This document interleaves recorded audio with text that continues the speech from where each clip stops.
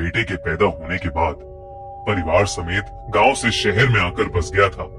शहर में रहने के खर्चे बहुत थे, तो मारियो सुबह से लेकर देर रात तक अलग अलग जगह साफ सफाई का काम करता था। कुछ ही दिनों में उसकी एक स्विमिंग कोचिंग इंस्टीट्यूट में नई नई नौकरी लग गई थी। काम ज्यादा नहीं था, बस रात को 9-10 बजे की कोचिंग के बाद अगली सुबह 4 से 6 बजे की अर्ली मॉर्निंग कोचिंग के लिए स्विमिंग पूल को अच्छी तरह से साफ करना था। पर अपनी इस नई नौकरी की पहली रात को जो भयानक घटना मारियो के साथ होने वाली थी, उसका उसे बिल्कुल भी अंदाजा नहीं था। वो इंस्टीट्यूट अमेरिका के बेस्ट स्विमिंग इंस्टीट्यूट्स में से एक था। उस इंस्टीट्यूट में कई सारे स्विमिंग पूल्स थे, जिसमें से एक पूल नंबर 7 की ड्यूटी मारियो की थी। अपनी नौकरी के पहले दिन मारियो अपने टाइम से भी पहले पहुंच गया और कोचिंग खत्म होने का वेट करने लगा। पूल नंबर 7 में जहां सब लोग स्विमिंग कर रहे थे, वहीं मारियो को अंधेरे में एक लड़की दिखी जो बस उस पूल के एक कोने में खड़ी पानी को घूरे जा रही थी।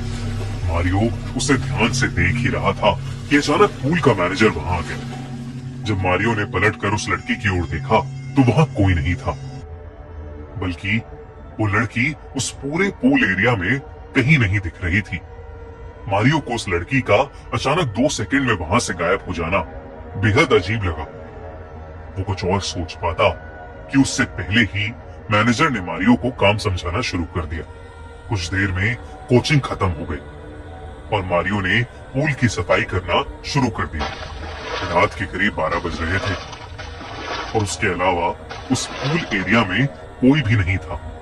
मारियो जब सफाई करते करते थककर पूल के दूसरे कोने तक पहुंचा तो उसे दरवाजे के पास एक परछाई दिखी। उस वक्त वहां किसी और का भी होना थोड़ा अजीब था। उसने जोर से आवाज देकर पूछा कि वहां कौन है, पर उसे कोई जवाब नहीं मिला। मारियो फिर से और जोर से आवाज लगाने लगा, कौन है, कौन है वहां? जब उसे कोई जवाब नहीं आया तो वो अपना काम छोड़कर दरवाजे के पास जाने लगा। जैसे ही वो नजदीक पहुंचा, वही लड़की जिसे उसने कुछ देर पहले पूल के पास खड़े देखा था, उस दरवाजे के पीछे से निकलकर बाहर की ओर भागी। मारियो भी उसके पीछे पीछे दौड़ा, लेकिन वो लड़की न जाने कहां गायब हो गई। बाहर बैठा गार्ड अपनी नींद पूरी कर रहा था। मारियो उसके पास गया और उसे नींद से जगाकर उस लड़की के बारे में बताने लगा। गार्ड भी हड़बड़ी में उठा और वो दोनों उस लड़की को पूरे इंस्टीट्यूट में ढूंढने लगे, पर वो कहीं नहीं मिली। ढूंढते ढूंढते रात के 1 बज गए थे और सुबह की कोचिंग वाले स्विमर्स बस 2 ही घंटे में आना शुरू कर देते। इसलिए मारियो फटाफट अपने काम पर वापस लग गया। काम करते करते उसको अचानक पानी में किसी चीज के हिलने की आवाज आई। वो मुड़ा और उसने देखा कि पानी एकदम शांत था और उस पूरे पूल के कॉम्प्लेक्स में एकदम सन्नाटा था। वो उस आवाज को किसी कीड़े की हरकत समझकर अपना काम करने लगा। पूल के आसपास का फर्श साफ करके वो पूल की तरफ मुड़ा और आखिरी बार ये चेक करने लगा कि पूल अच्छे से साफ हो गया है या नहीं। लेकिन जैसे ही वो पूल के पास पहुंचा और उसने पूल के अंदर देखा तो उसे पूल के नीले पानी के अंदर एक लड़की का शरीर दिखा, जो पूरी तरह से सफेद पड़ा था और उस लड़की के बाल धीरे धीरे पानी के ऊपर आ रहे थे। वो उसी लड़की का शरीर था जिसे मारियो ने कुछ देर पहले देखा था। मारियो बहुत ज्यादा डर गया। उस लड़की की लाश ऊपर आ रही थी। मारियो घबराते हुए उस लाश को निकालने के लिए पूल के करीब गया तो उस लड़की की लाश ने अचानक अपनी आंखें खोली। उस लड़की का चेहरा सफेद पड़ा था और आंखें एकदम लाल थीं। मारियो उसे देखते ही घबरा उठा और डर के मारे उसका पैर फिसल गया और वो पानी से भरे उस पूल में गिर गया। जब उसने बाहर निकलने की कोशिश की तो उसे ऐसा लगा कि किसी ने उसके पैर पकड़ लिए हैं और वो पानी के अंदर खिंचता चला गया।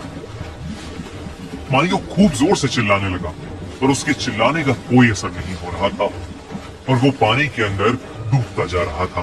तब पानी मारियो के मुंह और नाक में जाने लगा था। मारियो की आंखों के सामने अंधेरा छाने लगा था और धीरे धीरे उसकी आंखें बंद हो गईं। उसकी आंखें खुली तो उसके सामने वही लड़की थी जिसका शरीर पानी में पड़ा था। वो उस लड़की को देखकर और घबरा गया और उसने अपनी आंखें बंद कर ली।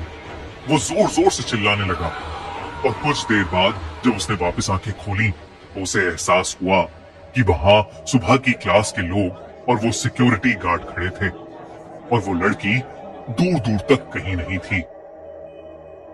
जब उसने उन सबको देखा तो वो थोड़ा शांत हुआ, लेकिन वो इतना घबराया हुआ था कि उसकी आंखों से आंसू आने लगे। जब उसने अपने साथ हुआ पूरा किस्सा बयान किया तो उसे एक लड़का एक किनारे में ले गया और उसने मारियो को कुछ ऐसी बात बताई जिसे सुनकर मारियो की रूह कांप उठी। उसे पता चला कि करीब साल भर पहले एक 19 साल की लड़की एल्बर्टा इसी स्विमिंग पूल में डूबकर मर गई थी।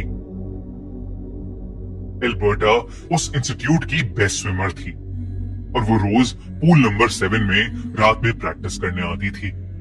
उस इंस्टीट्यूट की एक स्टूडेंट ने जलन में आकर एक रात एल्बर्टा के साथ शरारत करने के बहाने उसे डुबा दिया और वहां से चली गई।